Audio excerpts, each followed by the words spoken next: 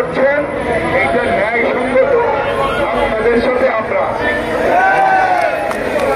আমি অন্তর্বর্তীকালীন সরকারকে পরিষ্কার করে বলতে চাই, আপনি সব কাজ হয়তো পারবেন, কিন্তু দয়া করে আপনার প্রতিনিধি এসে প্রথমে তো বলবেন এইটা ন্যায্য, 2 নম্বর আপনি বলবেন আমি সব শুরু করতে পারলাম না, কিন্তু শুরুটা করে দিয়ে যাই,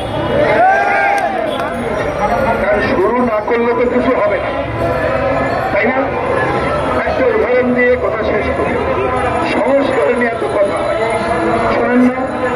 আমরা বলেছি সব সংস্কারের দায়িত্ব সরকারের, কিন্তু সংস্কারটা শুরু করতে হবে, শুরু না করলে কখনো শেষ হবে না। আমি তাই দাবি জানাই সরকার পরিষ্কার করে বলুন, এই যে আপনারা যারা আছেন আপনাদের দাবি ন্যায্য, আপনাদের দাবি আমরা মেনে নেওয়ার কথা বলছি, শর্ত পূরণ করতে না পারলে আমরা শুরু করে দিয়ে যাব।